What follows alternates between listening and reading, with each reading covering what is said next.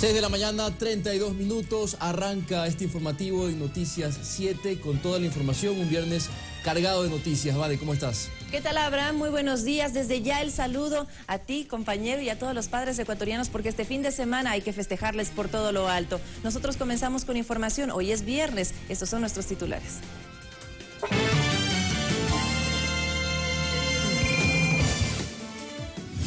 Ecuador fue eliminado de la Copa América por Estados Unidos. El Estado ecuatoriano no tendrá que devolver bienes o indemnizar a los hermanos Isaías por la incautación de sus empresas. El Ejecutivo, mediante el decreto 1101, renovó por 30 días más el estado de excepción en 6 provincias de la zona costera afectadas por el terremoto del 16 de abril. En lo internacional, el presidente de Colombia, Juan Manuel Santos, afirmó que las FARC están preparadas para comenzar una guerra urbana si fracasa el proceso de paz. Y bien, empezamos con el desarrollo de la información. El Estado ecuatoriano no tendrá que devolver bienes o indemnizar a los hermanos Isaías por la incautación de sus empresas. El Comité de Derechos Humanos de Naciones Unidas no establece ese dictamen, así lo asegura la ministra de Justicia y el exgerente de la AGD que dispuso dicha incautación. El Comité de Derechos Humanos no es un tribunal de cuarta instancia. Sus pronunciamientos no son, en estricto sentido, vinculantes para los estados. El decano de la Facultad de Jurisprudencia de la Universidad Central así lo asegura. Son recomendaciones que hace este organismo internacional para el cumplimiento de los estados, pero son recomendaciones. Pero el Ecuador es suscriptor del sistema de Naciones Unidas y por lo tanto sus dictámenes merecen el respeto del país, advierte la ministra de Justicia. Pero nosotros somos respetuosos bajo el principio de buena fe de las recomendaciones que haga el comité. De todas maneras, el dictamen sobre el caso Isaías es favorable no solo en el aspecto penal, sino también en el civil, a pesar de que se establece una observación en el segundo aspecto. En eso coinciden tanto la ministra Zúñiga como el exgerente de la Agencia de Garantía de Depósitos, quien dispuso la acción administrativa de incautar las empresas de los Isaías.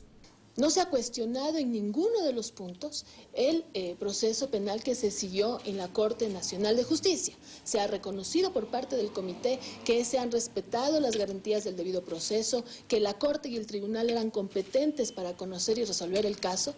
Es decir, han avalado lo actuado por los tribunales de justicia penal en nuestro país.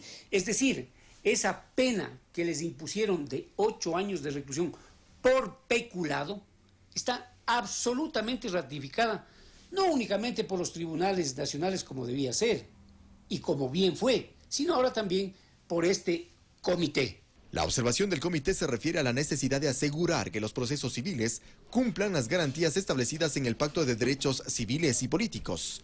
El mandato 13, entonces, es cuestionado por la defensa de los hermanos Isaías.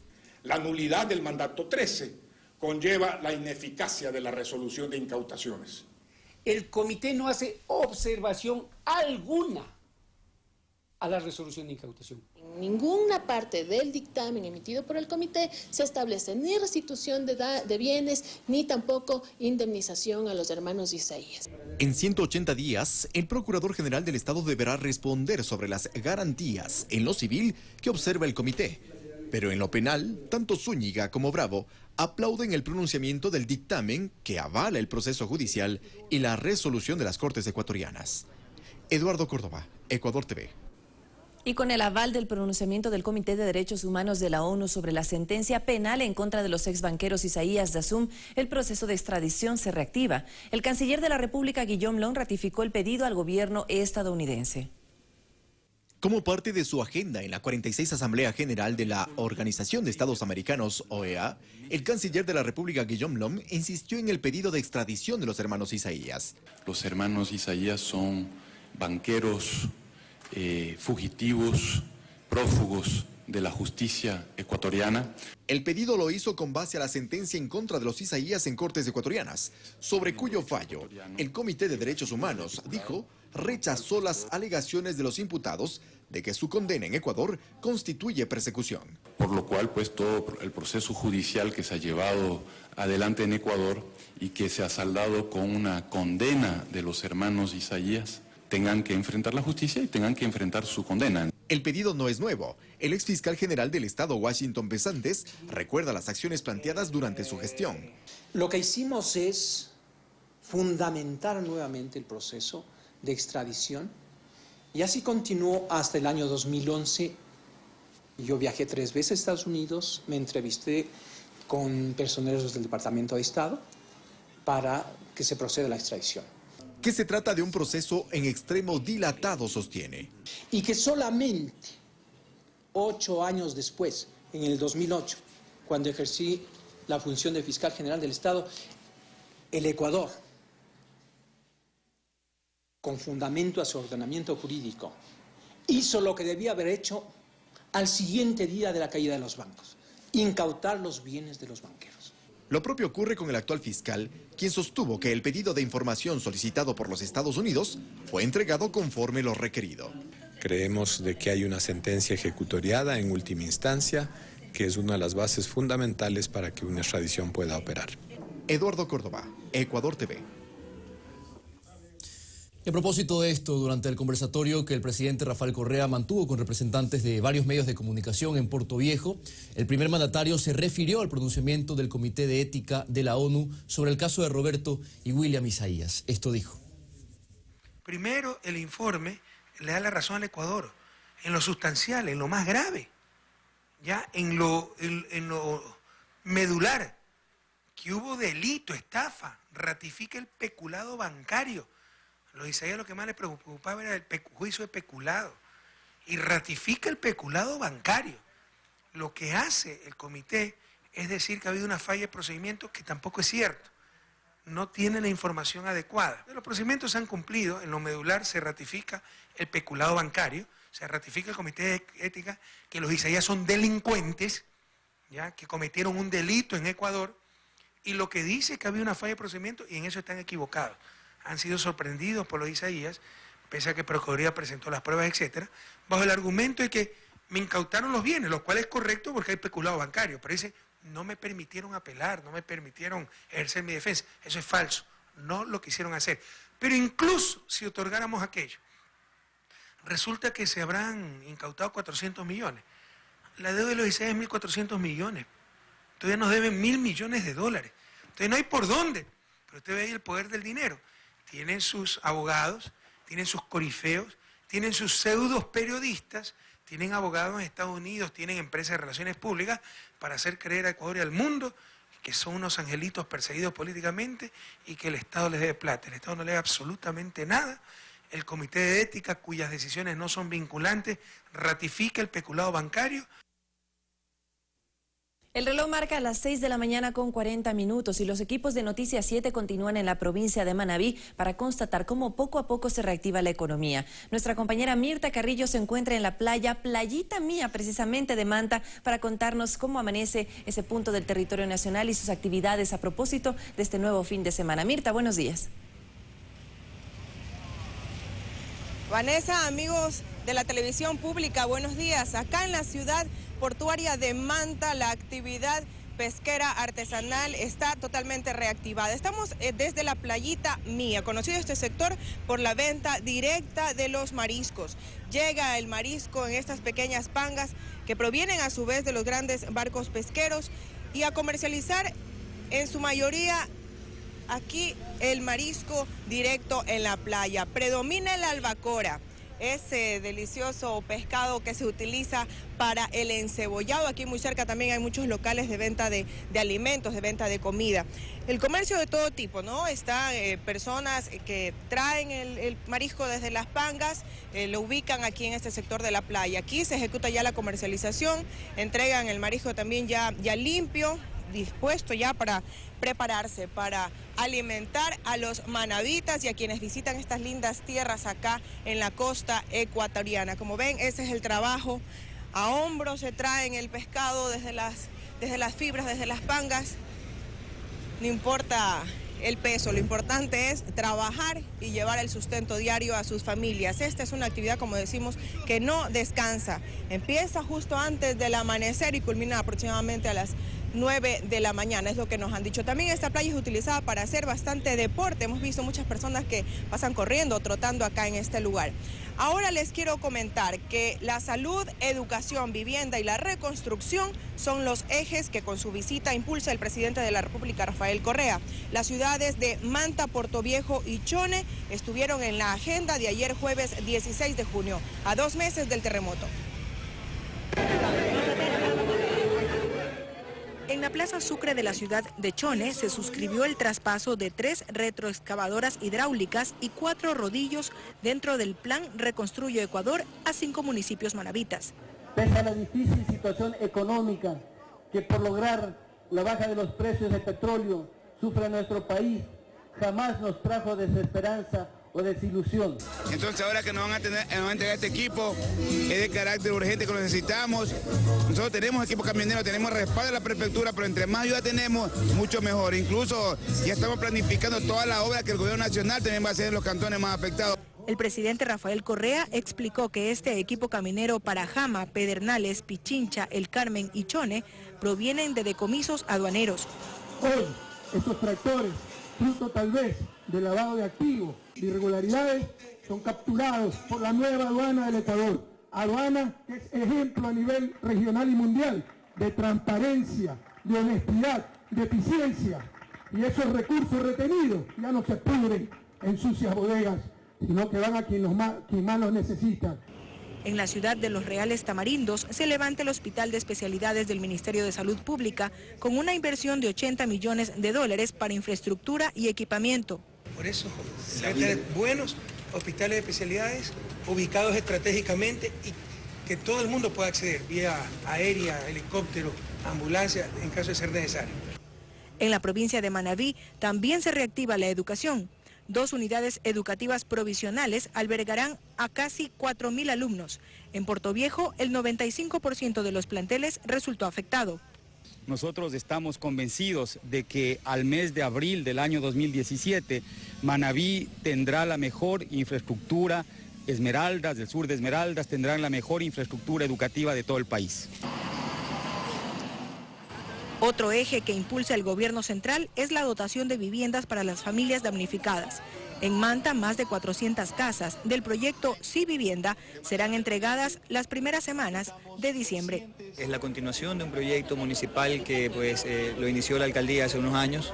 Estamos por edificar 404 viviendas con las cuales nuestra meta claramente pretende descongestionar los albergues, es decir, prácticamente solucionar y brindar todas las soluciones de vivienda para eliminar el albergue que actualmente existe en Manta. El conversatorio con la prensa local y nacional se desarrolló en las instalaciones del SECAP, en la vía Manta-Montecristi. Mirta Carrillo, Ecuador TV. 14 minutos para las 7 de la mañana en sus pantallas de la televisión pública, los edificios de la ciudad de Manta. Muy cerca del puerto marítimo, esta ciudad que está reactivada económicamente ya con las personas, con la venta de mariscos y también quienes hacen deporte en la playa, en el sector de Tarqui aproximadamente. Acá estamos en Playita Mía. Quiero contarles que desde el Instituto Geofísico de la Escuela Politécnica Nacional se informa que las réplicas han disminuido en las 2 últimas semanas. En este contexto, el Ejecutivo, mediante decreto 1101, renovó por 30 días más el estado de excepción en 6 provincias del país. A la final son buenas noticias, pero eso no significa que debemos confiarnos o llegar a creer que un fuerte sismo ya no volverá a pasar. El director del Instituto Geofísico de la Escuela Politécnica Nacional, Mario Ruiz, informó que desde las últimas 2 semanas se han producido de 5 a 6 réplicas por día, un número considerablemente menor si se compara con los 270 sismos y microsismos diarios que se registraban días y semanas después del temblor de 7.8 grados del 16 de abril anterior. Posiblemente tengamos en algún momento eventos con magnitudes un poco mayores, ¿no? 5 y 6, pero la tendencia ya es a que la actividad, el número de réplicas vaya estabilizándose en números bajos. El experto recalca que esto no significa que demos por superada la emergencia en su totalidad. El sismo nos ha enseñado que el país debe estar mejor preparado, ¿no?, para enfrentar este tipo de contingencias. A partir del sábado 16 de abril hasta este jueves 16 de junio, el geofísico da cuenta de 1.905 réplicas. Este desastre natural, considerado el más grave que ha soportado el país en los últimos tiempos, provocó que mueran 673 personas, 9 estén desaparecidas, 6.271 sufran heridas, 28.775 vivan en albergues y 6.998 edificaciones destruidas. Según datos del Comité de Reconstrucción de las Zonas Afectadas, se han recogido más de 1 millón de metros cúbicos de escombros, 2.000 edificaciones han sido demolidas y 800 que están en proceso.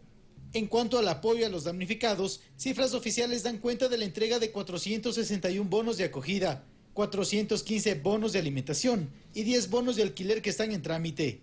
El Ministerio de Desarrollo Urbano y Vivienda entregó 357 incentivos de vivienda en las provincias de Manabí, Esmeraldas y Santo Domingo de los Áchilas. Porque ahí vino el Mindubi, subieron allá arriba y me vieron la casa como estaba. Entonces al tercer día me llamaron para que fuera ya a la Acuarela 2 que había salido favorecido con un bono.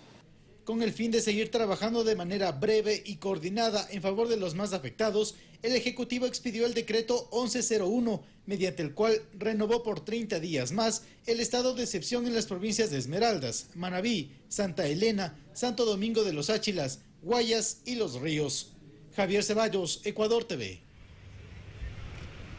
Para finalizar, les contamos que la banca pública continúa con la apertura de créditos. Este viernes 17 de junio, la Corporación Financiera Nacional entregará $2.7 millones a la constructora Casa Inmobiliaria. El dinero será utilizado para la edificación de 84 viviendas de interés prioritario. En el evento participará la presidenta del directorio, María Soledad Barrera, y esto será en la vía Jaramijó, junto a la Unidad Educativa del Milenio Guadalupe Larriba. Es la información que tenemos desde Manta. Así cerramos esta cobertura informativa durante toda una semana acá en Manabí.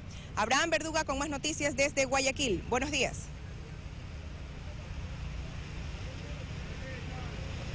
Gracias, Mirta, buen día y te esperamos ya en Guayaquil muy pronto. Son las 6 de la mañana, 49 minutos, 1 hora menos en la región insular. Más noticias: a las denuncias de personas que reclaman el dinero que invirtieron en empresas afines a Proinco Financiera, se sumó el reclamo de un grupo de empleados que aseguran que hace 8 meses no se les ha cancelado sus salarios ni aportes al IES. Representantes legales no nos dan la cara. Portando carteles como este, un grupo de trabajadores de Proinco Financiera se sumó a los perjudicados que exigen se les devuelva su dinero. Uno de sus representantes asegura que son 150 trabajadores, pero que por temor no hacen público su malestar, ya que 8 meses no se les habría pagado su salario. Nos han venido diciendo pongan el hombro, y hasta el día de hoy no hemos visto un solo centavo. Su denuncia incluye los aportes del IES y montos por préstamos quirografarios e hipotecarios. Nos han descontado todos los meses, pero en los rubros del IES no constamos. Por otra parte, los perjudicados por las empresas afines a Proinco Financiera, Trade, Enkaiser y Mingacorp, aún buscan a alguien que les responda por sus inversiones. Me daban un buen interés, me dijeron, pero un solo mes me pusieron. De ahí ya no, y yo les dije que me devuelvan, que no necesito ningún interés, pero sin embargo seguían cogiendo a la gente, engañando, porque eso es engañar a la gente. Como descargo, el abogado de Santiago R., presidente de Proinco, argumenta que, por ejemplo, en el caso de Mactrade, su función era la venta de activos. Aquí no podemos hablar de una captación, porque Mactrade, el objeto social de Mactrade es la venta, y ellos lo que hacían es vender un activo y obviamente por esta venta se pagaba un dinero. Lo que contradice cientos de denuncias de personas que aseguran entregaron dinero a plazo fijo a cambio de altos intereses. Yo he invertido más de $13.000 y que me iba a pagar al 12%. Diciendo que nos iban a pagar al 13%. 13%. Sí, pues 13% anual. El ilícito está, según la Superintendencia de Bancos, en que estas empresas no tenían autorización para captar dinero. Ahí está la gente que dice yo entregué 10.000, yo entregué 50.000, aunque el abogado dice que nunca captó ningún tipo de recursos. En este caso era una captación porque a usted se le entregaba un pagaré o un derecho fiduciario sobre un proyecto garantizándole una rentabilidad que iba hasta el 18% en un plazo determinado. Algunos perjudicados han optado por presentar sus denuncias ante el fiscal del caso que investiga una estafa, mientras que otros aún esperan en el edificio matriz con la esperanza de llegar a algún tipo de acuerdo. César García, Ecuador TV.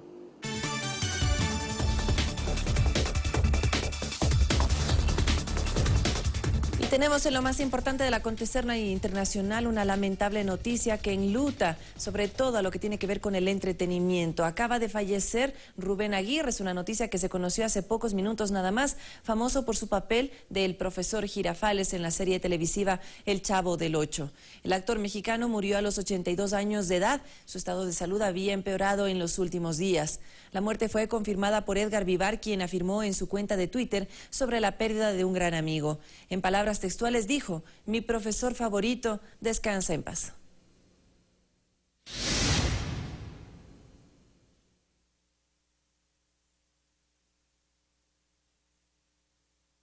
Están preparadas para comenzar una guerra urbana si fracasa el proceso de paz. Santos aseguró que en próximas semanas se prevé que concluyan las negociaciones de uno de los puntos conflictivos, que es el desarme y la desmovilización de guerrilleros. Estas declaraciones las hizo mientras dictaba una conferencia sobre la paz en Colombia en el marco del Foro Económico Mundial que se desarrolla en Medellín.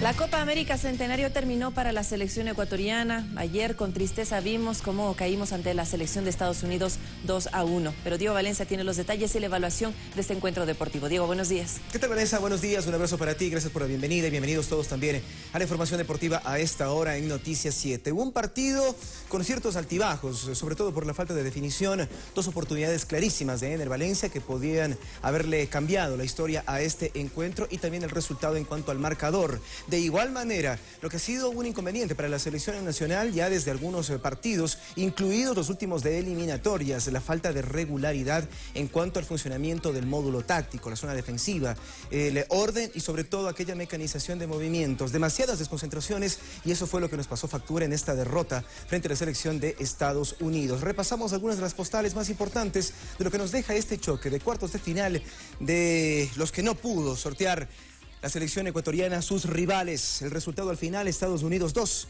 Ecuador 1. El primer tanto del partido lo concretó Clint Dempsey a los 21 minutos a través de este cabezazo, dejando sin chance al portero Alexander Domínguez, quien, a pesar de que se estiró e intuyó luego del remate, entre los dos centrales se elevaba la figura de Dempsey para marcar el 1-0.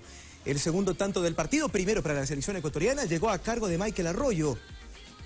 Antes, en el segundo tiempo también, Yací Sardés, al minuto 19, marcaba el gol que incrementaba el marcador para los locales. El 2-0 a los 19 minutos y luego a los 28 de la segunda parte, el 2-1, el descuento de Michael Arroyo. El resultado que nos deja el margen de esta Copa América Centenario. Y el día de hoy se enfrenta la selección de Perú con la de Colombia, la segunda llave de estos cuartos de final. Hemos preparado una previa para poder informarles acerca de las novedades de ambas selecciones. Con un ligero sabor a revancha por la última eliminación de Colombia en la Copa América de Chile a manos de su ahora contrincante Perú, se volverán a enfrentar estas dos selecciones en la ciudad de Nueva Jersey y en el marco de los cuartos de final de la edición centenario del certamen. Para este encuentro, el Tigre realizaría una sola variante en el 11 titular de la selección peruana, en comparación de la alineación que ganó a Brasil en el último cotejo de grupo, ya que tras la recuperación de Renato Tapia, él sería el elegido para arrancar como titular, en lugar de Adam Balbín en la zona de contención. Por su parte, Colombia, todavía inmersa entre las críticas de su prensa al seleccionador por las variantes realizadas ante Costa Rica que le costaron la derrota, buscará acceder después de 12 años a la instancia semifinal del torneo más antiguo de selecciones. Este viernes, desde las 19 horas de nuestro país y bajo el arbitraje del chileno Patricio Lostout, Perú presentaría a Pedro Gallés en el pórtico, Aldo Corso, Cristian Ramos, Alberto Rodríguez y Miguel Trauco en defensa, Oscar Vilches, Andy Polo, Renato Tapia y Cristian Cueva en mediocampo, para dejar adelante a Edison Flores y Paolo Guerrero. Mientras que José Néstor Pekerman alinearía con David Ospina en el arco, Santiago Arias, Cristian Zapata, Jason Murillo y Farid Díaz en defensa, Edwin Cardona, Carlos Sánchez, Daniel Torres y Juan Guillermo Cuadrado en mediocampo, para dejar en ataque a James Rodríguez y Carlos Vaca. I'm ready for whatever for show. Come on, baby G, let's go. Esto pa' la gente en el bar. Y en Brasil, luego de lo que consideran una debacle en la Copa América Centenario, se escogió el nuevo director técnico del equipo brasileño. Me estoy refiriendo a Tite. Viene en reemplazo de Dunga y se espera que se pueda desarrollar un proceso, al menos, ha dicho el director técnico, de 4 años, más allá de lo que podría significar una clasificación a Rusia 2018. El entrenador brasileño Adenor Leonardo Bacci, más conocido como Tite, será el nuevo técnico de la selección de fútbol de su país, en reemplazo de Dunga y en medio de la crisis de una canariña que añora sus tiempos de gloria.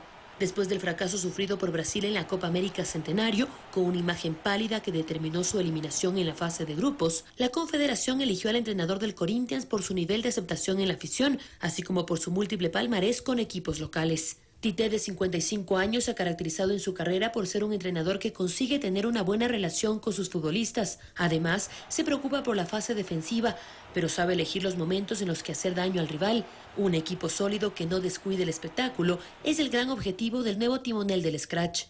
Como parte de sus antecedentes, además, el ahora seleccionador de Brasil cuenta con 3 campeonatos gauchos, 2 campeonatos brasileños, una Copa y un Paulista, mientras que a nivel continental ha extendido su red con una Copa Sudamericana, una Copa Surugabank, una Recopa Sudamericana, una Copa Libertadores y un Mundial de Clubes FIFA.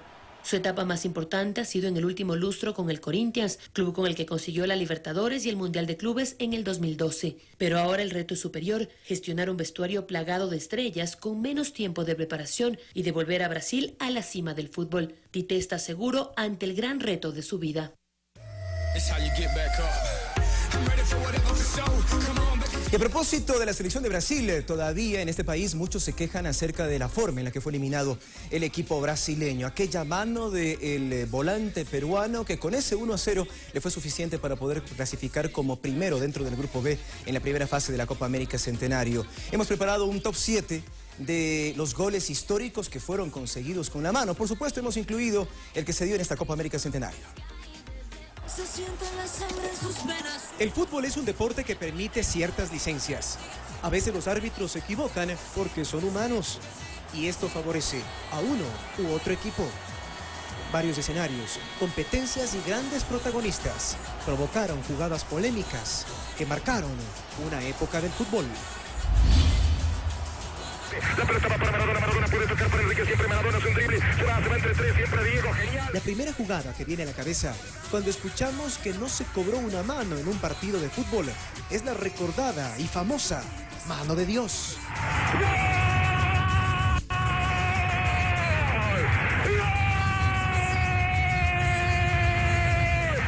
Esto ocurrió el 22 de junio de 1986. El Mundial de México, Argentina se enfrentaba a Inglaterra. Diego Armando Maradona fue su autor. Un recuerdo amargo para los argentinos es de 1995, cuando el delantero brasileño, Tulio, anotó un polémico gol tras bajar la pelota con el brazo izquierdo. Como hecho anecdótico sobre este duelo, se debe recordar que el árbitro era peruano. Otro argentino que anotó un gol con este tipo de polémicas fue Sergio Kun Agüero, el delantero que jugaba en el 2006 en el Atlético de Madrid y en octubre de ese año marcó un gol por demás viciado de nulidad. En el 2007, Lionel Messi emuló la jugada de Maradona en el 86. El argentino marcó el tanto en un encuentro contra el Español por la Liga de España. Thierry Henry salvó a Francia de quedarse afuera del Mundial 2010 gracias a esta ayuda con la mano. El delantero francés concretó el remate gracias a un acomodo por demás evidente del balón. Ahora Raúl Ruiz Díaz, Copa América Centenario, el gol que para muchos salda una deuda que Brasil adquirió hace mucho, pero que para otros es un atentado contra el juego limpio. Y para completar este top 7 de los goles con la mano, destacamos este que no pudo ser. Lo quiso convertir Cristiano Ronaldo con la camiseta de la selección de Portugal. El delantero del Real Madrid ese día no estuvo fino ni con la mano derecha, con la que pretendió engañar.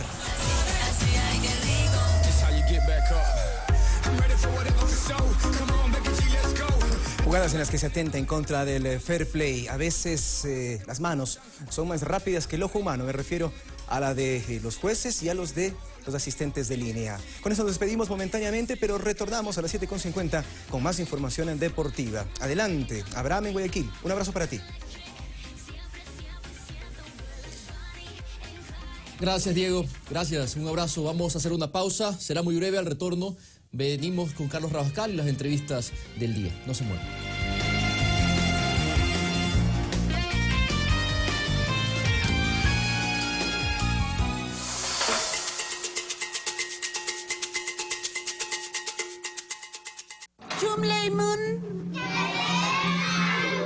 Uy, qué lindo cómo se escucha. 30 niños del primero de básica de una escuela al noroeste de Santiago de Chile aprenden el mapudungún, lengua originaria mapuche, llevada a cabo por docentes que en su incansable tarea buscan trasladar la voz mapuche a los niños. Nuestros Pueblos presenta Dungún. Hoy, 23:30. Invitamos a todos los presentes, en especial a todos los niños, a acompañar esta rogativa con mucho respeto. Una pareja sin par, Alexandra Cusme y Dumas Mora, divulgan las ricas tradiciones orales del Manabí profundo. El hombre montubio o la mujer montubia aprendió a hacer de su palabra la esencia de su ser. La Caja de Pandora. Este sábado, 20 horas. Ecuador TV, somos todos. Las palabras abren caminos. Conectan personas. Construyen puentes. Crean belleza. Forman conocimiento. Hacen historia. Palabra suelta. Miércoles, 22:30. Por Ecuador TV. Somos todos. Hoy más que nunca estamos unidos. Con el IES estás protegido, con un respaldo económico por un periodo de 5 meses, gracias al seguro de desempleo. Presta atención a los requisitos para acceder a este beneficio. Estar cesante al menos 60 días y haber estado en relación de dependencia. Tener 24 aportaciones acumuladas, de las cuales los 6 últimos aportes deben ser continuos. Obviamente, no aplica si renunciaste o eres jubilado. Ingresa a www.ies.gov.es y genera tu solicitud en línea e infórmate más. Aplica desde el 1 de enero de 2016. Aprovecha este beneficio mientras encuentras una nueva oportunidad laboral. Con mi gobierno y el IES estoy protegido. La patria va. Sobre todo en esa época escribía mucho en verso libre. Se puede, claro que se puede. El Che no hacía política, el Che quería ser un héroe. Hay momentos en la vida que son como umbrales. La vida, el quién, el cómo, el cuándo y el dónde de los personajes más relevantes de la historia, la literatura y la cultura, en biografías. Todos los lunes, 23:30. Yo hago películas muy raras y para ellas muy bonitas. Ecuador TV, somos cultura. Seguro nos vamos a levantar. Porque somos un país donde los sueños vuelan más alto que los miedos. Renaceremos más fuertes. Porque nuestras familias lo merecen. Seguro nos vamos a recuperar. Seguro y con más impulso que antes. Porque tenemos raíces firmes que nos empujan a crecer. Seguro vamos a lograrlo. Seguro Sucre, más seguros que nunca.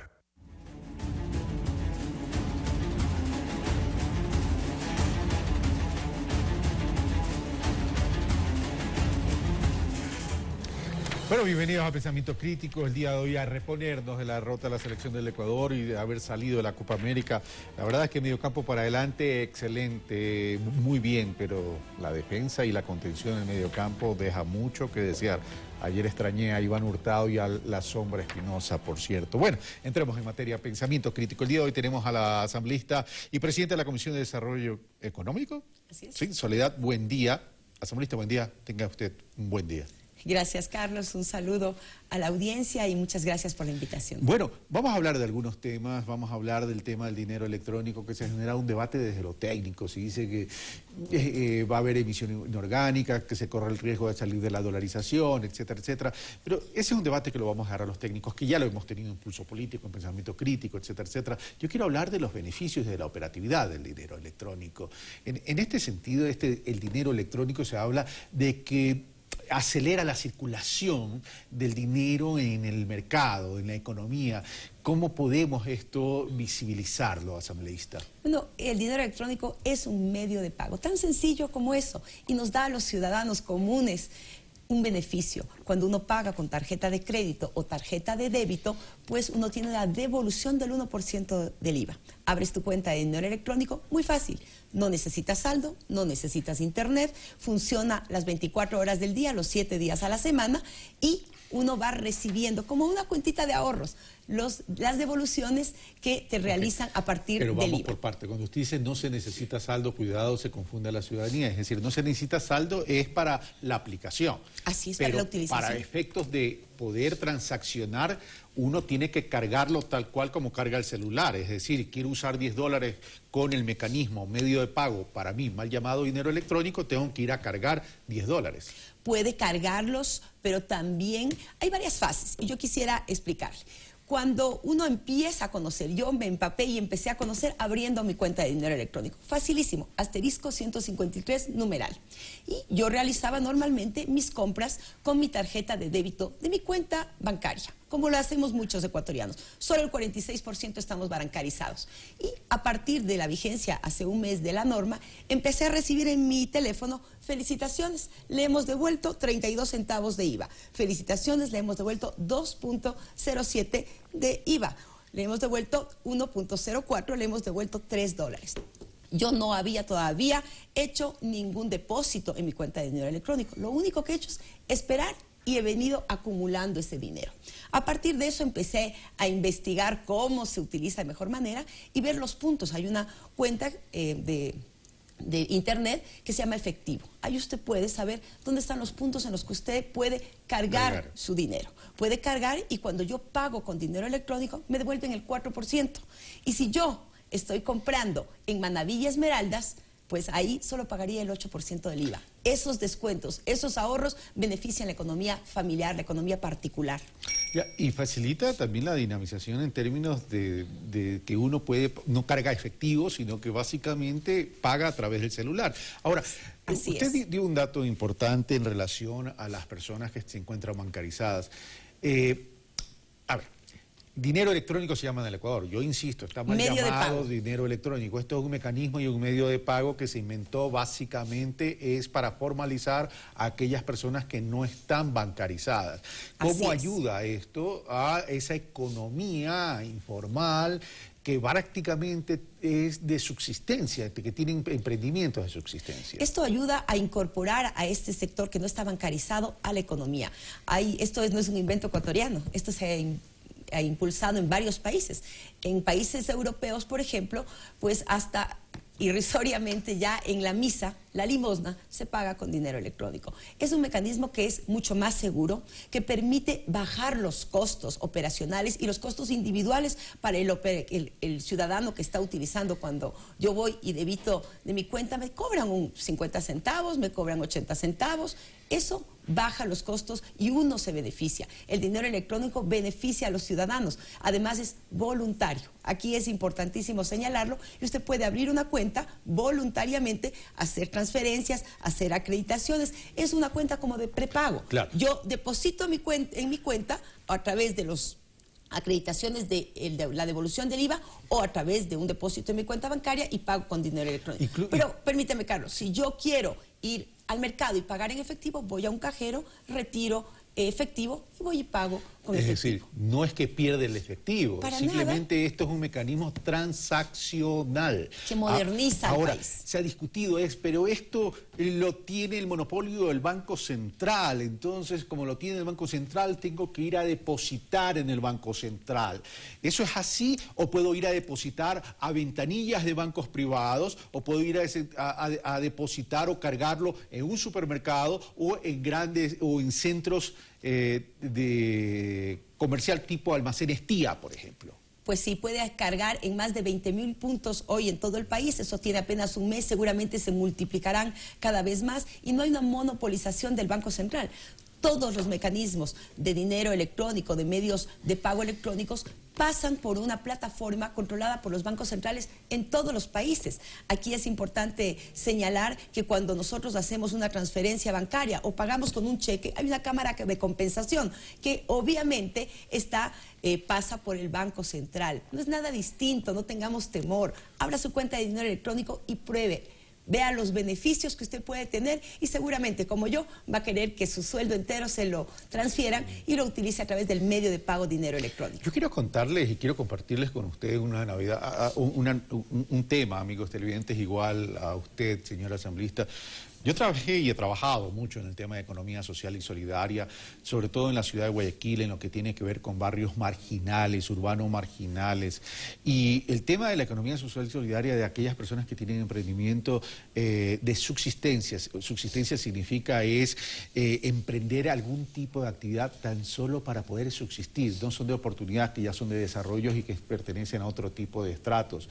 Las organizaciones y las instituciones microfinancieras, llámense cooperativas, bancos especializados, antes incluso habían fundaciones, era espectacular y ya se pensaba en un mecanismo de pago como este a efectos de poder bajar la morosidad y poder de nuevo prestar ese dinero a estas personas que necesitan emprender algún tipo de actividad para poder subsistir. Lo ideal es sacarlos de la pobreza, pero estos mecanismos ayudan. Soledad, buen día. Exactamente. Este es uno de los objetivos y de los grandes valores de estos medios de pago electrónico que permiten y ayudan a sacar de la pobreza a sectores importantes. Sí, lo que pasa es que tenemos que comenzar también a despolitizar el debate. O sea, está bien que se politice ideológicamente con argumentos técnicos, etcétera, etcétera, pero ya cuando se politiza y no se quiere ver la funcionalidad operativa y del beneficio a ese 44% que no está bancarizado, me parece que tenemos que hacer algo para sacarlo de ese ámbito y de esa escena tan cargada de lo técnico a veces y de lo político, ¿no? Sí, yo creo que es importante que no se politice. Mira cómo en el 2011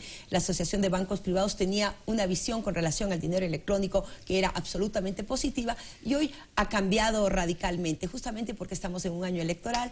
Miremos los beneficios, planteémonos las reflexiones, no técnicas, sino realmente prácticas, en función del país, en función de esos ciudadanos. En el mercado iré este fin de semana y conversaré con mis caseras para decirles, abramos conjuntamente la cuenta de dinero electrónico. Ayer en Calacalí abrimos varias cuentas de dinero electrónico, hicimos los ejercicios prácticos de pagarnos entre nosotros con cuenta de dinero electrónico y vemos los beneficios. No es obligatorio, haga la prueba, ¡* 153 numeral. Bueno, pasemos a otro tema, queda creo algo claro, bastante claro, ya dependerá de ustedes, pero también investiguen, amigos y televidentes, ¿qué es este mecanismo de pago? ¿En qué consiste? ¿Cómo lo puedo aplicar? ¿Qué beneficios tengan? Recorren otros países donde existe esto, por ejemplo Bolivia. Y bueno, vamos a otro tema y ya con esto vamos terminando. Soledad, buen día, presidenta de la Comisión de Desarrollo Económico. ¿Qué pasó con los asambleístas? Se habló de solidaridad, pero sin embargo se dice que no han aportado o no han donado la parte que se habían comprometido. Gracias por la pregunta, Carlos, porque es importante informarle al país. Estamos en un año electoral, y hay una manipulación de la información. Cuando se dice la información parcial, se está mintiendo. Aquí hay dos temas que hay que aclarar. Por un lado, los asambleístas, todos los asambleístas, vamos a aportar parte de nuestro sueldo, como consta en la Ley de Solidaridad. Estos débitos iniciarán en este mes de junio, como lo señala el reglamento emitido por la autoridad competente, que además es el eso no es voluntario, SRI. eso es obligatorio por la ley. Es decir, y nosotros estamos muy gustosos, todos los asambleístas de Alianza País, de hacerlo. El patrono debita del rol en la parte proporcional. Así es, debita del rol entonces, la parte ¿de dónde proporcional sale que no han donado? Adicionalmente a esto, nosotros conscientes de esta desgracia que tuvo el país, al otro día del terremoto, pues iniciamos dentro de la Asamblea Nacional actividades, nos unimos, empezamos a comunicarnos y a generar mecanismos para ayudar a las zonas afectadas.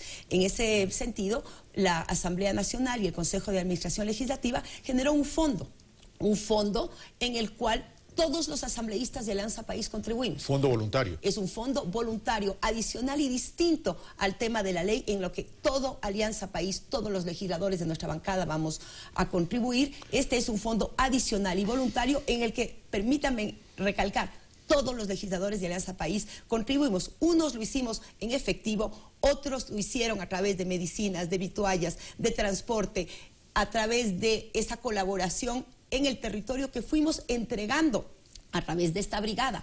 Todos los legisladores de Alianza País fuimos parte del voluntariado y recorrimos cada una de las zonas afectadas. ¿Este fondo voluntario solo era para el bloque Alianza País o eran también asambleístas de oposición? Este fondo voluntario podían contribuir todos los asambleístas de la legislatura. Algunos de la oposición han contribuido de manera en efectivo, otros no lo han hecho, pero todos los legisladores de Alianza País. Y mira, aquí está el rol de pagos en el cual me descuentan, donde señala claramente que es una contribución para un fondo. Este era un fondo voluntario en el que todos los legisladores aportaron. Gracias, Soledad. Buen día. Hay que diferenciar entonces. Una cosa es lo que la ley demanda, que entró en vigencia en el mes de junio, es decir, el patrono debita del rol de pagos a todos, ¿verdad?, los que estén en relación de dependencia, y este otro tema es un fondo voluntario adicional en el que todos contribuimos, unos en efectivo, otros con diferentes aportes, y hemos estado en el territorio porque la solidaridad no es de un momento, es permanente. Soledad, y seguiremos aportando. Lo único que me queda claro es que la comunicación está fallando.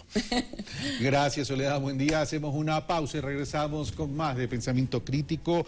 Vamos a hablar sobre un tratamiento eficaz por primera vez para aquellos que tengan el síndrome de Down. Venimos de inmediato.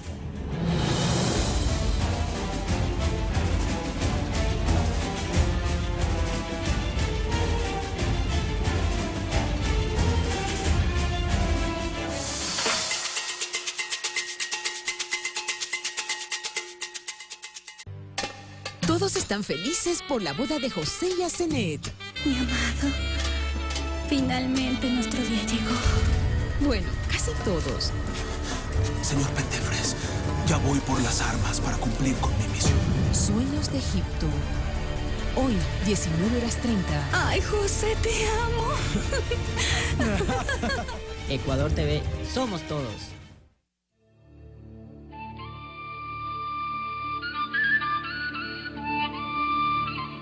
En el próximo Palabra Amazónica viajaremos hacia Nuevo Rocafuerte. Y allí conoceremos la cabecera cantonal del Cantón Aguarico y sus personajes. Palabra Amazónica, 14:30, sábado. China y los chicos continúan por Sudamérica. El turno es de Brasil. Acompáñalos a probar el exquisito pollo de feijoada y un sabroso katsudon. Chúpate los dedos en Cocinando Sudamérica. Este domingo a las 20 horas. Ecuador TV. Somos diversidad. Copa América, con las manos para arriba, dale. Todo el mundo, con las manos para arriba, dale. Todo el mundo, con las manos para arriba, dale. Todo el mundo, con las manos para arriba, dale. I'm ready for whatever for show. Come on, Becky G, let's go. Esto es para la gente en el barrio, la gente en la lucha, el mundo entero. Yo sé que me escuchan. Pon la bandera para arriba y dile no pare, sigue, sigue. Todos los latinos, sigue, sigue. Todos los países, sigue.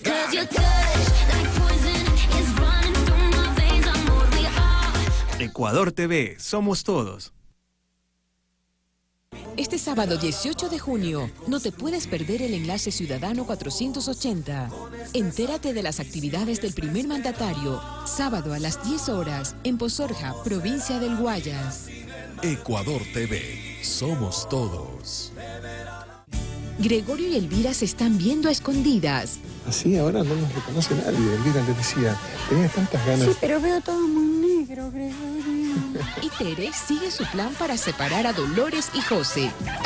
Pues José. Verano Eterno, hoy, 18 horas.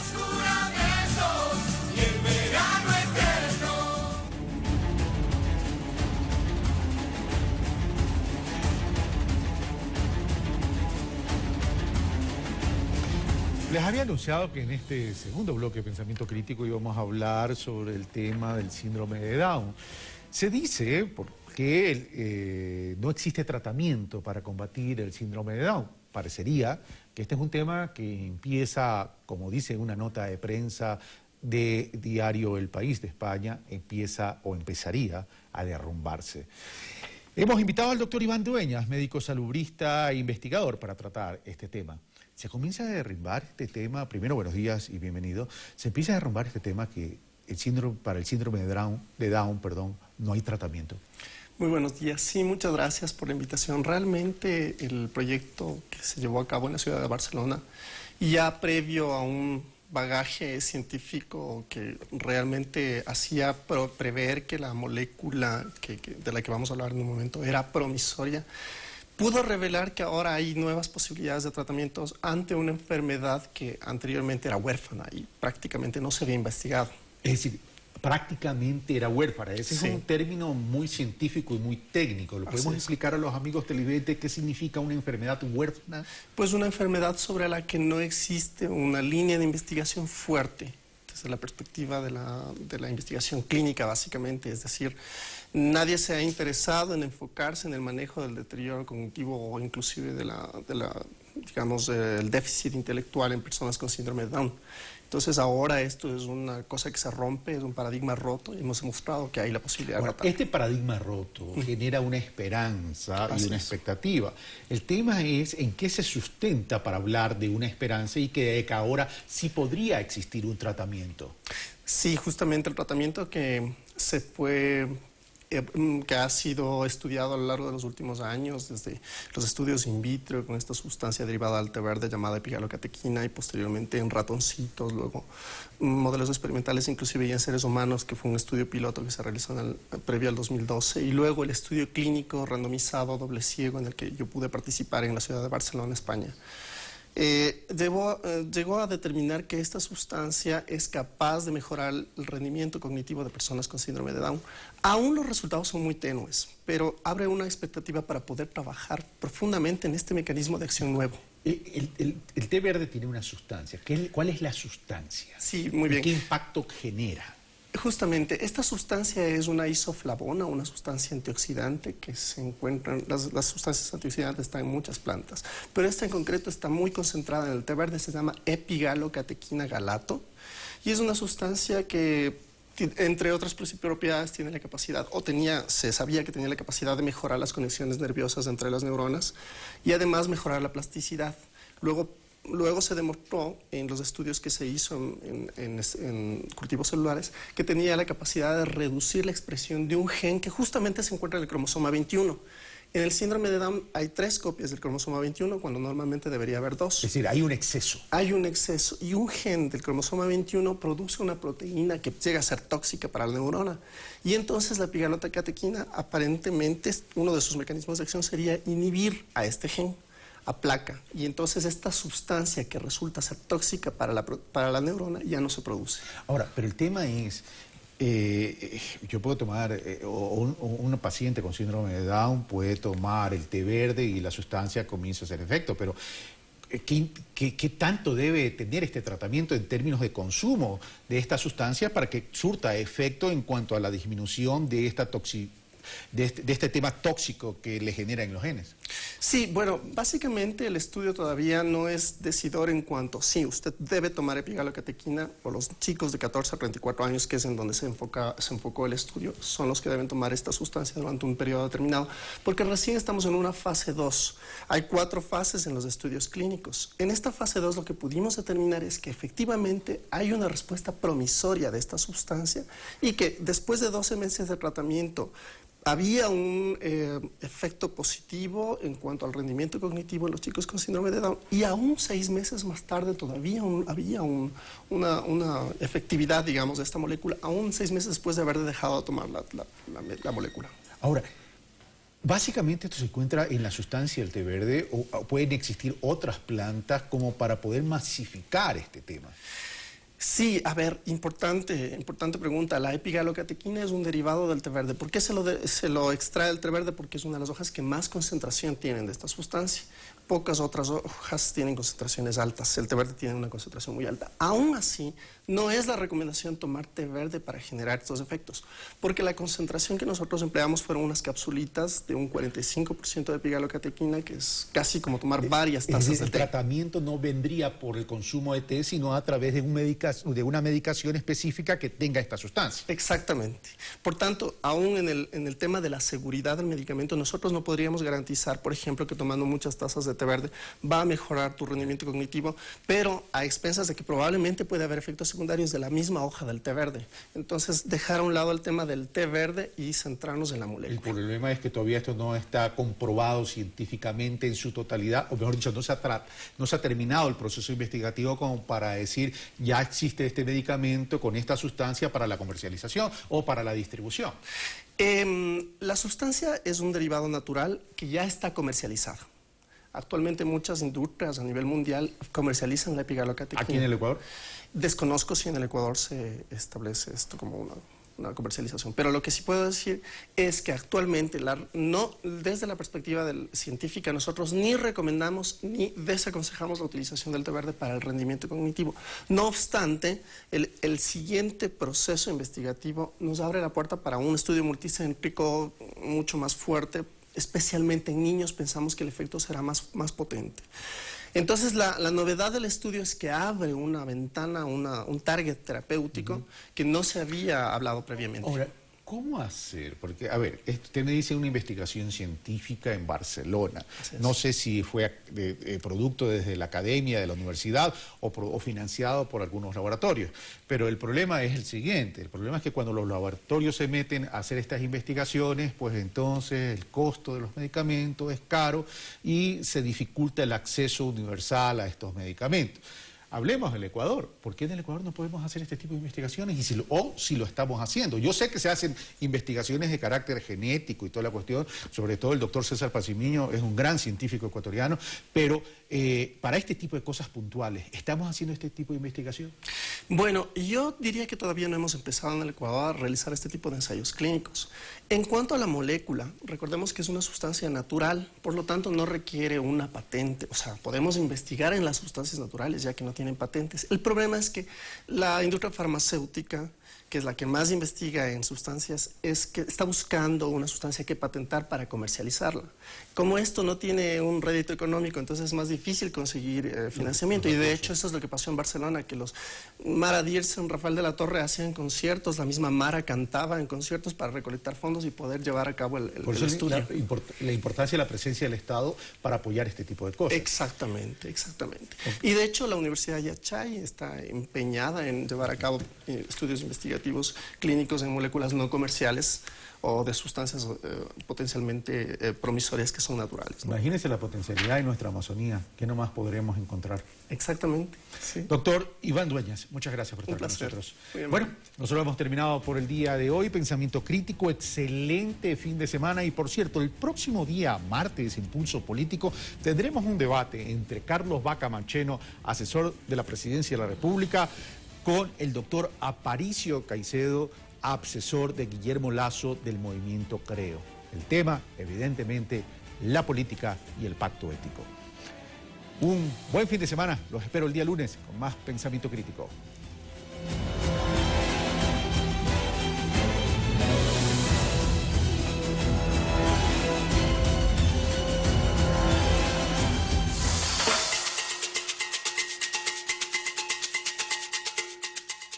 Esta semana en El Príncipe de la Pasta, Shang Li se entera de la verdad. ¿Quieres decir que Sanyan, al que trajiste de Corea del Sur, no es mi hijo biológico? San Jian y Su Yutin se unen en matrimonio. Muchacho, Este día te entrego la mano de mi hija. El Príncipe de la Pasta, capítulos finales. De lunes a viernes, 13 horas. Ecuador TV, somos todos. Para nosotros los machalillenses significa fe y devoción a estos santos. ¡Quiere esas palmas arriba donde está mi gente alegre! Es para demostrar que nuestro querido pueblo y su gente son hospitalarios y que siempre les van a atender a todos quienes nos visitan. Disfruta de las fiestas de San Pedro y San Pablo en Documentales Ecuatorianos. Hoy, 22:30. Esta semana en 593 Ecuador conversaremos con Oscar Santamaría, expiloto de la Fuerza Aérea Peruana, sobre su conocido combate aéreo con un ovni en 1980. Un ovni lo que habíamos estado persiguiendo y atacando. Con nuestra cámara viajera recordaremos al ecuatoriano Luis Bonilla, que marcó toda una época en la radiodifusión americana. Cruzaremos el Caribe y compartiremos testimonios sobre la realidad política y social de Puerto Rico. Todo eso y un poco más en 593 Ecuador, este sábado a las 19 horas por Ecuador TV. Sí, señora, a mi lindo Ecuador. ¿Qué son los medios electrónicos de pago? ¿Me permite, por favor, su tarjeta y su cédula, por favor? ¿Sabe cómo abrir una cuenta de dinero electrónico? ¿Entiende los beneficios que este medio brinda? Se lo contamos en un especial más de Noticias 7, Medios Electrónicos de Pago. Este lunes, 22:30. Ecuador TV, somos todos. Esta semana en Próxima Parada, un desayuno que nos pone en duda a la hora de elegir. A ver qué ve, ojito o lengua. El caldo de borrego en Tulcán, el guandul en el Valle del Chota, con estas maravillosas señoras, y el vino de ovo en Carpuela. Un programa con mucho ritmo y sazón. A las 21:15 por Ecuador TV.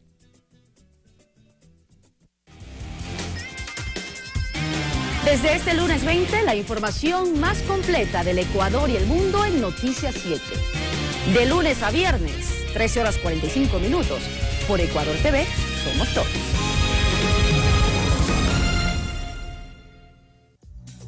Hoy, en Café TV. Padre, deportista, motivador, Iván Vallejo nos abrió las puertas de su casa. No se lo pierda. Y desde el Cantón Alausí nos visitan para promocionar sus fiestas de cantonización. Esto y mucho más, aquí, en Café TV, 8 de la mañana, por Ecuador TV. Ecuador TV, somos todos.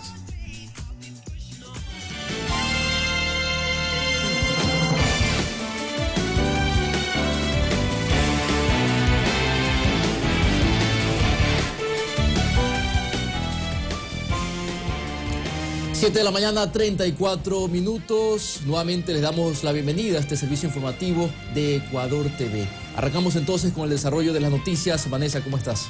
¿Qué tal, Abraham? Muchísimas gracias por el paso. Nosotros aquí seguimos informando. Hoy es viernes y tenemos mucho que contarle. Por ejemplo, que el Estado ecuatoriano no tendrá que devolver bienes o indemnizar a los hermanos Isaías por la incautación de sus empresas. El Comité de Derechos Humanos de Naciones Unidas no establece ese dictamen, así lo asegura la ministra de Justicia y el exgerente de la AGD que dispuso dicha incautación. El Comité de Derechos Humanos no es un tribunal de cuarta instancia. Sus pronunciamientos no son, en estricto sentido, vinculantes para los estados. El decano de la Facultad de Jurisprudencia de la Universidad Central así lo asegura. Son recomendaciones que hace este organismo internacional para el cumplimiento de los estados, pero son recomendaciones. Pero el Ecuador es suscriptor del Sistema de Naciones Unidas y, por lo tanto, sus dictámenes merecen el respeto del país, advierte la ministra de Justicia. Pero nosotros somos respetuosos bajo el principio de buena fe de las recomendaciones que haga el comité. De todas maneras, el dictamen sobre el caso Isaías es favorable no solo en el aspecto penal, sino también en el civil, a pesar de que se establece una observación en el segundo aspecto. En eso coinciden tanto la ministra Zúñiga como el exgerente de la Agencia de Garantía de Depósitos, quien dispuso la acción administrativa de incautar las empresas de los Isaías. No se ha cuestionado en ninguno de los puntos el proceso penal que se siguió en la Corte Nacional de Justicia. Se ha reconocido por parte del comité que se han respetado las garantías del debido proceso, que la Corte y el Tribunal eran competentes para conocer y resolver el caso.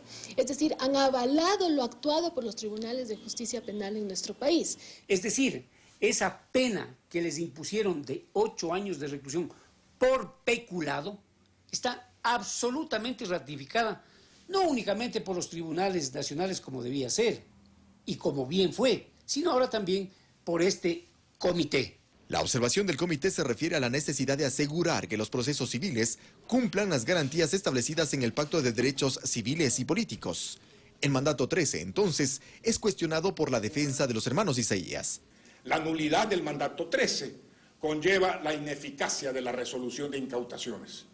El comité no hace observación alguna a la resolución de incautación. En ninguna parte del dictamen emitido por el comité se establece ni restitución de bienes, ni tampoco indemnización a los hermanos Isaías. En 180 días, el Procurador General del Estado deberá responder sobre las garantías en lo civil que observa el comité.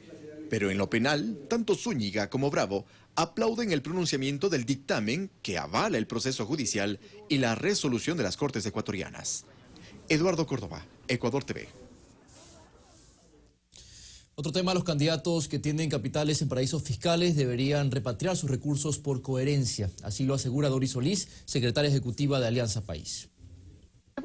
Solís respalda la iniciativa del presidente Correa, la cual fue expuesta el pasado 24 de mayo durante el informe a la Nación. Ese va a ser una tesis económico-política muy importante dentro de esta campaña. Para la secretaria nacional del Movimiento de Gobierno, el que quienes poseen inversiones en empresas offshore decidan traer de vuelta esos recursos ayudaría a fortalecer el sistema de dolarización. Si decimos que tienen que venir dólares al Ecuador, capitales de inversión, lo primero y coherente que deberíamos hacer es que los propios ecuatorianos tengamos los capitales y los recursos acá. Desde lo político considera que se demanda coherencia de los posibles candidatos que constan en la lista de los papeles de Panamá. Y no deberían ser candidatos aquellos que tienen sus fortunas, sus empresas, su riqueza fuera del país. En días pasados el mandatario incluso se refirió a la posibilidad de plantear una consulta popular para que sea la ciudadanía quien decida sobre el futuro político de quienes mantienen dichas inversiones. Correa entonces mencionó que la prohibición no solo sería para funcionarios de elección popular. Que ningún funcionario público, no solo autoridad de elección popular, no solo un alcalde, prefecto, presidente, ningún funcionario público, ningún funcionario de SRI, ningún funcionario público pueda tener capitales o empresas en paraísos fiscales. Al momento el Ejecutivo analiza el texto de la pregunta que podría ser enviada a la Corte Constitucional para su calificación. Alexis Moncayo, Ecuador TV.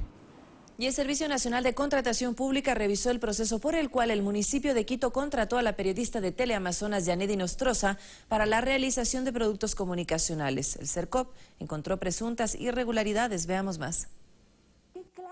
En abril pasado, la periodista de Teleamazonas, Yanedi Nostroza, a través de una carta enviada al periódico digital Ecuador Inmediato, aceptó que el municipio de Quito le adjudicó un contrato para la elaboración de productos comunicacionales por un valor de $55.000 y además reveló que parte de ese monto compartió con una amiga. De los $55.000 solo me pertenece la mitad, es decir, 27.500 anuales.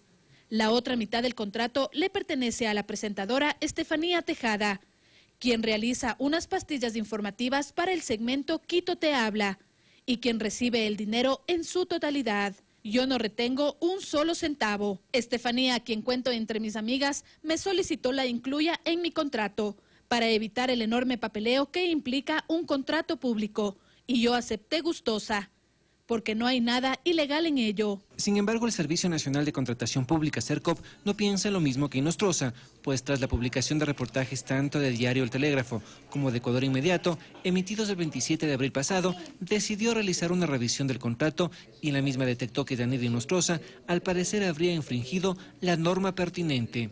El artículo 79 de la Ley Orgánica del Sistema Nacional de Contratación Pública determina que el contratista podrá subcontratar la ejecución parcial del contrato con personas naturales o jurídicas, registradas en el Registro Único de Proveedores, RUP, bajo su riesgo y responsabilidad. Sin embargo, la amiga de Nostroza, es decir, Estefanía Tejada, a esa fecha no contaba con el RUP. Así lo evidencia este certificado emitido por el CERCOP. Tejada habilitó su RUP el 17 de mayo anterior, es decir, 20 días después de la publicación de los reportajes. El mismo artículo 79 dispone que la subcontratación no se la podrá realizar con personas inhabilitadas para contratar de acuerdo con esta ley, ni podrán superar el 30% del monto del contrato reajustado. Recordemos que Inostroza asegura que el 50% del monto total es de Tejada, razón por la cual no se respetaría la disposición legal, ya que la cifra entregada sobrepasa con un 20% a lo estipulado. Ante esto, la Contraloría General del Estado tiene previsto realizar un examen especial al contrato entre el municipio de Quito y Janet Inostroza. STV se contactó vía telefónica con la mencionada periodista de Teleamazonas para solicitarle una entrevista. Sin embargo, su respuesta fue negativa. José Luis Quinteros, Ecuador TV. Pese a las condiciones económicas externas y complejas que han influido en el país, la inversión extranjera directa creció en un 37% en el año 2015. Esto según el último informe de la Comisión Económica para América Latina y el Caribe, CEPAL. El 2015 fue un año agridulce para América Latina como región receptora de inversión extranjera directa. Según la Comisión Económica para América Latina y el Caribe, CEPAL, en Brasil la inversión extranjera directa se redujo en un 23%, equivalente a 75.075 millones de dólares, pero se mantuvo como el primer país que mantiene altos sus niveles de ingreso de capitales foráneos. La baja en el precio de los minerales afectó a Chile, que experimentó una reducción en la inversión extranjera de un 8%, esto es 20.457 millones de dólares. En Colombia, el bajón fue del 26%, según la CEPAL, equivalente a 12.108 millones.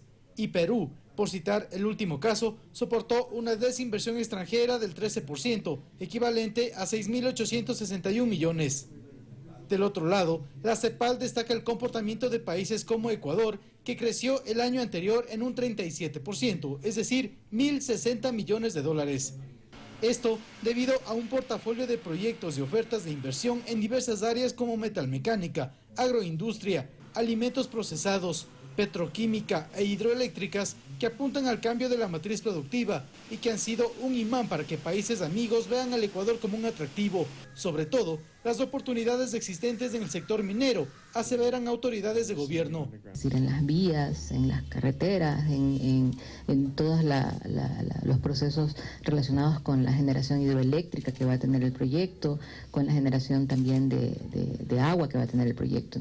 A inicios de junio, por ejemplo, una compañía de Dubái fue adjudicada para el manejo del puerto de aguas profundas de Pozorja, donde se hará una inversión de 1.200 millones de dólares en una concesión para 50 años.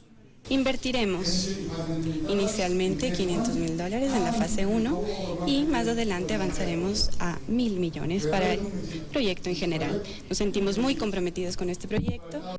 De acuerdo a la CEPAL, otros países cuya inversión extranjera aumentó, como en el Ecuador, fue México, con el 18%, equivalente a 30.285 millones, debido a inversiones en los sectores automotriz y de telecomunicaciones.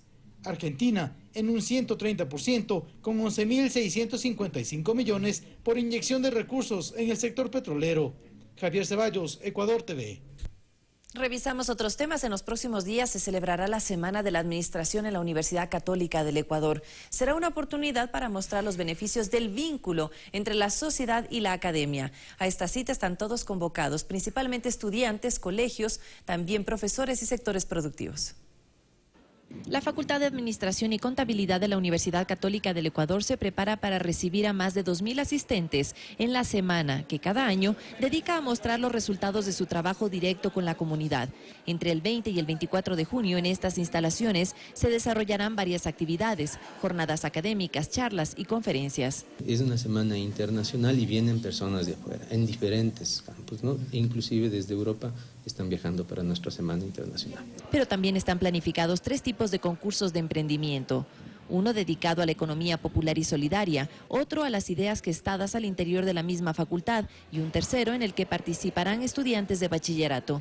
20 proyectos competirán por interesantes premios. La academia tiene que estar al servicio de la sociedad. Hubo una vivencia directa entre el estudiante secundario con el estudiante universitario. Así es que es un evento que nos tiene pues con mucha expectativa. Esta semana de la administración cuenta con el apoyo de empresas públicas y privadas. Varios proyectos podrían ser incubados por alguna de ellas.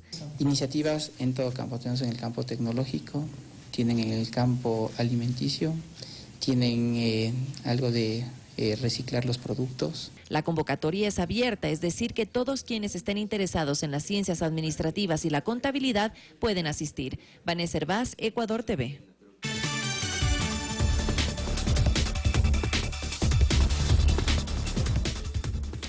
Y bien, arrancamos con información fuera de nuestras fronteras y con esta noticia lamentable. Falleció hace muy poco Rubén Aguirre, famoso por su papel del profesor Girafales en la serie televisiva El Chavo del Ocho. El actor mexicano murió a los 82 años de edad. Su estado de salud había empeorado en los últimos días. La muerte fue confirmada por Edgar Vivar, quien afirmó en su cuenta de Twitter sobre la pérdida de un gran amigo. En palabras textuales dijo: "Mi profesor favorito, descansa en paz".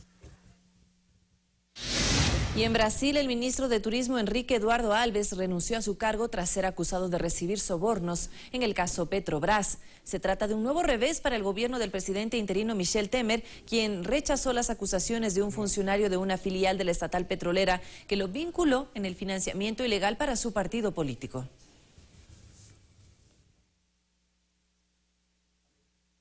Otro tema: concluyó en Nueva York la convención sobre personas con discapacidad en la que participó el ex vicepresidente del Ecuador, Lenín Moreno, quien resaltó la importancia de que los estados, parte de Naciones Unidas, implementen en sus agendas igualdad de derechos para este grupo de la población. Veamos. La implementación de los Objetivos de Desarrollo Sostenible 2030 para las personas con discapacidad fue el tema central de la reunión de las partes de la Convención sobre los Derechos de este grupo de la población, que se celebró en la sede de Naciones Unidas en Nueva York. En este evento participó el ex vicepresidente de Ecuador, Lenín Moreno, quien después de 2 años de trabajar como enviado especial de las Naciones Unidas sobre discapacidad y accesibilidad, informó a representantes de países, organizaciones y sociedad civil las acciones dirigidas a la implementación de la Convención. Y es que la Convención es la mejor hoja de ruta para cualquier planteamiento de objetivos de desarrollo de políticas públicas o de agendas. Lenín Moreno destacó que más de 130 países se hayan sumado a participar de la Convención de Personas con Discapacidad y subrayó que es importante conseguir que más estados se comprometan en incluir a este grupo de la población en sus agendas de gobierno. Las razones por las cuales no se ha seguido el proceso de ratificación son diversas, pero se podrían categorizar en 2 grandes grupos. El primero tiene que ver con la situación de los derechos humanos en general en el país. Algunos de ellos cuentan con bajos índices de desarrollo humano, pobreza y políticas públicas que se ven limitadas por su situación económica, social y política. Varios relatores especiales indicaron que es importante crear en Naciones Unidas un plan de acción para las personas con discapacidad que permita trabajar de manera conjunta sobre la inclusión. Es cierto también que la promesa de cambio que trae la Convención no ha llegado a todos y a todas de la misma manera, y que todavía son muchas las personas con discapacidad que siguen enfrentando barreras significativas en el goce y ejercicio de sus derechos. Hablo en particular de las mujeres con discapacidad. Según Naciones Unidas, la Convención pretende asegurar que las 1.000 millones de personas con discapacidad, es decir, el 15% de la población mundial, tengan igualdad de derechos. Karina Cartagena, Ecuador TV, Nueva York. El gobierno de Venezuela pide que se investigue el financiamiento desde España a la oposición, mientras que en Orlando el presidente Barack Obama se reunió con los familiares de las víctimas del tiroteo. Tenemos más noticias del mundo en resumen a continuación. El presidente de Venezuela, Nicolás Maduro, solicitará a los órganos correspondientes de España que investigue una supuesta financiación ilegal por parte de factores del poder político, financiero y mediático de este país a la oposición. Continuamos en Venezuela. Luego de que la Corte de Caracas aceptó el recurso de apelación en el caso del opositor Leopoldo López, el lunes 20 de junio se realizará una audiencia oral y pública. Su esposa Lilian Tintori espera que el juez lo absuelva y determine su liberación. López fue acusado de instigar a las protestas violentas en 2014. En el marco del Foro Económico Mundial que se desarrolla en Medellín, el presidente Juan Manuel Santos afirmó que las FARC están preparadas para comenzar una guerra urbana si fracasa el proceso de paz. Santos indicó que en próximas semanas se prevé prevé que concluyan las negociaciones. Uno de los puntos conflictivos es el desarme y la desmovilización de guerrilleros. Acompañado del vicepresidente Joseph Biden, Barack Obama se reunió en el estadio de Orlando con un grupo de sobrevivientes y con familiares de los fallecidos en el tiroteo del pasado domingo en un bar. Este hecho generó debate al interior del Senado, donde el Partido de los Republicanos se niega a poner prohibiciones para la obtención de armas en este país. Fanny Lara, Ecuador TV.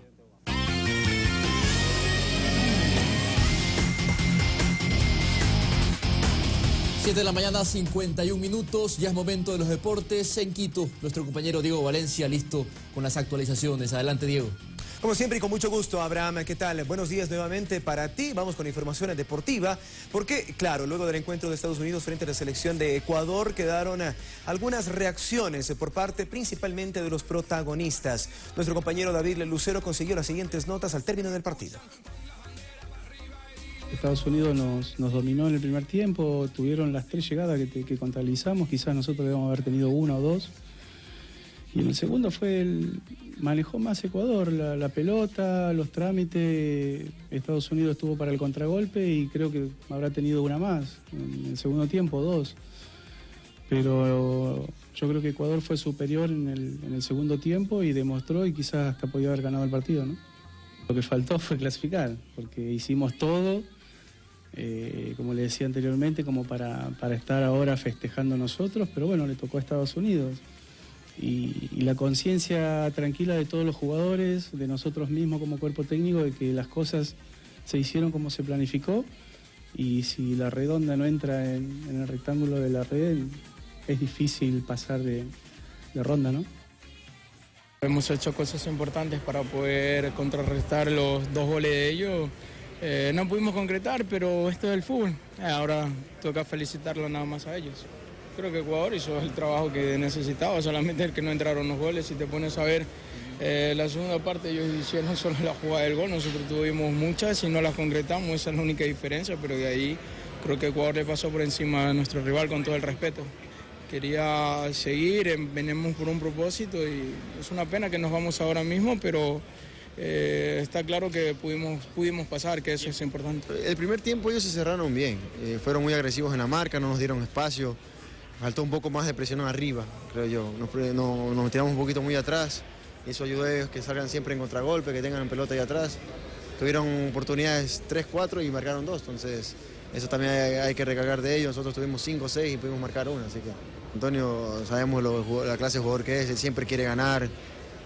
¿Qué te puedo decir? Cuando expulsaron al otro también éramos 10 contra 10 y yo dije, bueno, para mí me dan espacio, ya no tener esa marca personal, voy a tener más movilidad y no pasaron ni 2, 3 minutos y me lesioné. ¿Qué pasó en la lesión, Cristian?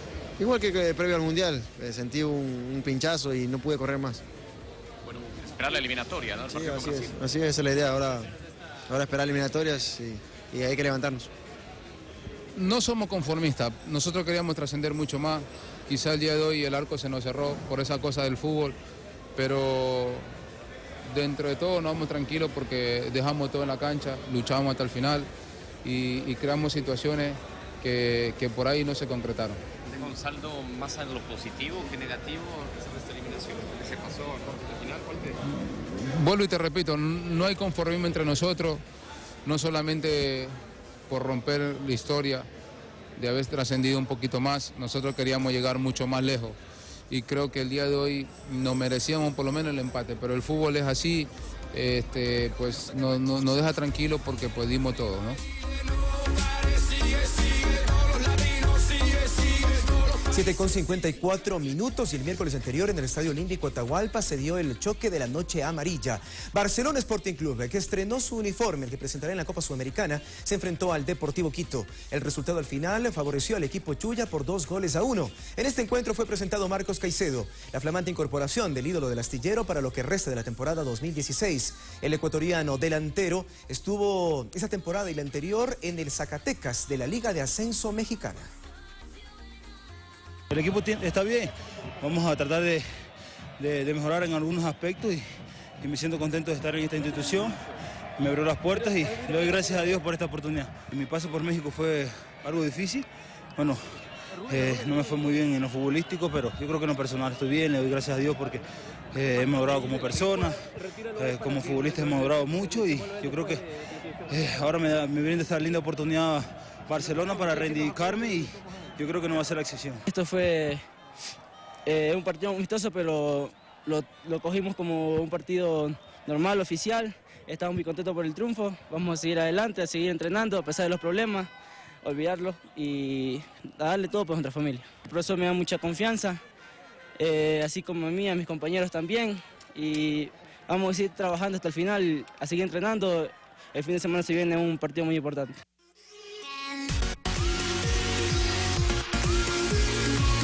Y a propósito de partidos amistosos de preparación que los clubes se vienen teniendo en este periodo de recondicionamiento por la para de la Copa América Centenario, Sociedad Deportiva Aucas y el Club Deportivo El Nacional se verán las caras esta noche a las 19 horas en el Estadio Gonzalo Pozo Ripalda.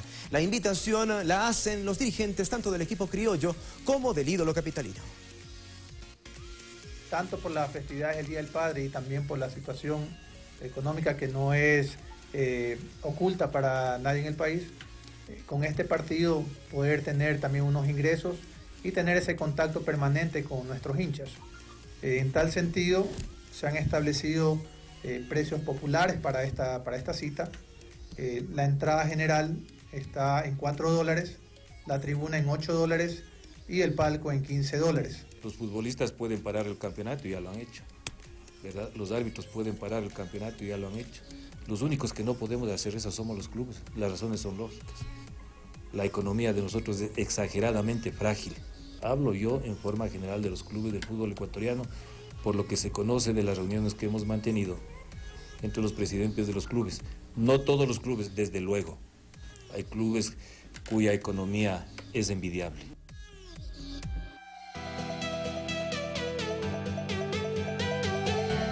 El año 2014 será inolvidable para la competencia de aventura extrema Guairasinchi, pero también y especialmente para su equipo Peak Performance, que viniendo desde Suecia nunca se imaginaron que se iban a encontrar a quienes se convertiría en su mejor amigo. Me refiero al perro ecuatoriano Arthur, de quien incluso les vamos a contar a continuación acerca de su actualidad.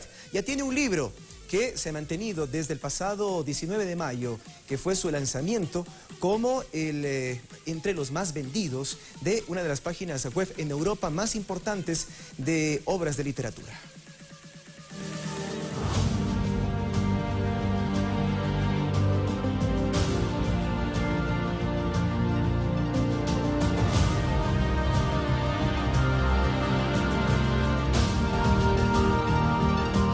El 2014 será un año inolvidable para el mundo del deporte extremo y esa parte de la sociedad que busca mejorar el trato que se les brinda a los animales. Porque en el marco de la competencia de aventura extrema, en aquel entonces, Guairasinchi, para el equipo sueco Peak Performance, que participó de aquella travesía, la prueba no solo fue fuertemente física y mental, sino emocional. Esa aventura les permitió conocer a Arthur, el perro abandonado en el trayecto entre Quito y Mompiche.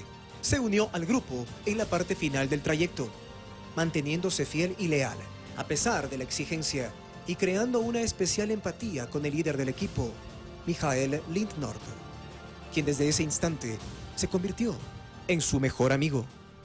Hoy por hoy, mientras que en el Ecuador una autoridad sugiere desaparecer de la manera más racional a sus pares, este perro, llamado el aventurero ecuatoriano, que ahora reside en Suecia, realizó el pasado 19 de mayo en Reino Unido el lanzamiento de su propio libro, Arthur, el perro que cruzó la selva para encontrar un hogar, y que posteriormente será lanzado en Suecia, Alemania y en varios países de habla hispana, y que asimismo será publicado en diversos idiomas.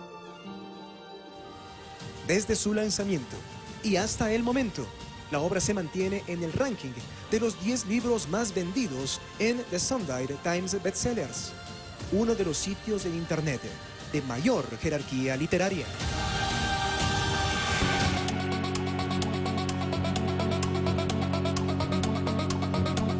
En punto de las 8 de la mañana, con esto nos despedimos y lo que se viene es Café TV. Que tengan un fin de semana repleto de deportes. Un abrazo, buenos días.